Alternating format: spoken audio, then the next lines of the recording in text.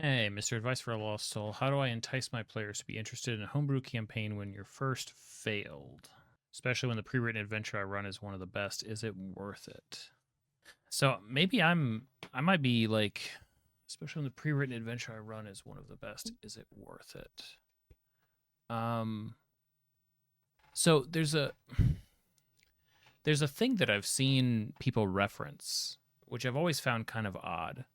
Um, I don't have a touch point for relating to this, maybe because I never really ran pre-written stuff, or at least I did it very briefly, in a very small capacity, and then I was like, oh, time to do like homebrew stuff. But I think it's really strange, um, that so many games orient themselves around like we're all agreeing to run this book. That just feels like it feels too confining to me. Now, granted, I'm a totally homebrew DM, but it feels like even if you had like, yeah, this is the book, this is the starting place, right?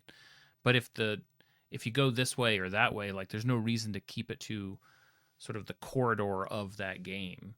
So maybe part of the answer is to sort of just deviate as you wish and start to roll in your own stuff. I mean, who's to say when you're doing that or not? Like the players don't have knowledge of the campaign book, right? Like they may be aware that it exists and like, oh yeah, let's run like, but they don't know that like, wait a minute, which session number is this? Like, not the king doesn't say that. This was the part where the such and such happens. It's like, you know what I mean? Like, so what should it matter? Like whichever way you spin it off.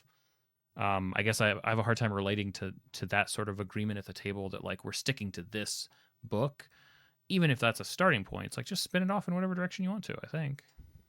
I mean, maybe I'm just having a hard time relating to it because for me, the game is whatever is at the table when the players sit down and when I set everything out. Like that, this is what the game is this week. Um, Sometimes my party, as you guys can imagine, is a little bit of they're guinea pigs for some crazy idea, and I think they're mostly patient with it. Sometimes it's broken material, and that's okay because there's no such thing as sticking completely to a pre-written adventure anyway, right? Like you have to deviate a little bit. Um, you have to make it your own. It's really hard to stick to those things. I feel like, and I feel like my experience here is like can't possibly be helpful because I haven't done much from a pre-written perspective. I mean, I'll use pre-written stuff and sort of inject it into my world, and maybe sometimes the players recognize it, but probably not. I think that's really hard. I think it's really difficult to recognize things like that. Well, it's also like I'm really surprised that people would even like I maybe I don't have I guess I shouldn't say I don't have enough faith in players, but it feels weird that people would be so trusting as to say like, "Oh yeah, like we've all played, we all know, we've all read cover to cover, like we all know Curse of Strahd, but we're gonna play it anyway." I'd be like, "What? No, like we can take some of those ideas, but it's not gonna be the Curse of Strahd you guys know, because how would that be fun, right?" Um, I mean, but I backed off of like Forgotten Realms lore because I had players in my first campaign that knew it really well. Um, and I was like, well, this won't do. I don't know it. I got into D&D at about 30 years old or 31 years old or whatever. So I was like, I gotta make it all custom. I can't have my players being masters of the lore and me not. Yeah, exactly. Right. I'd have to twist it and twist it, turn it, bop it into another direction. Otherwise, one of the things that I have that really tends to bug me, it doesn't happen. I think it's only happened like 3 times, maybe in a few years of being a DM.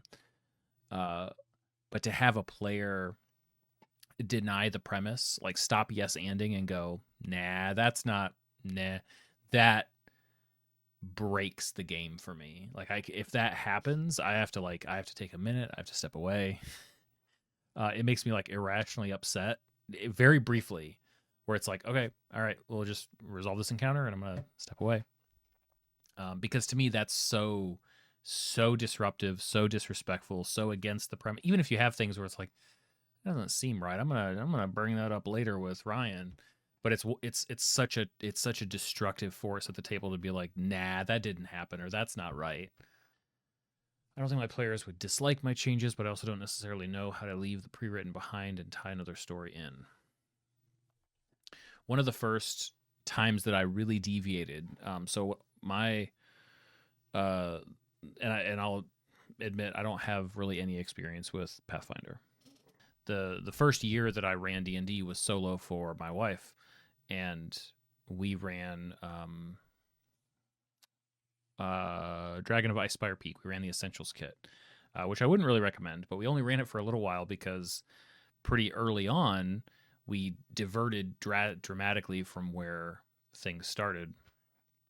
And that's because because I gave her a map of the Sword Coast where it took place, and once there was a reference to the big city up north, which was it's like Night, whatever. It's one of the big cities on the Sword Coast there.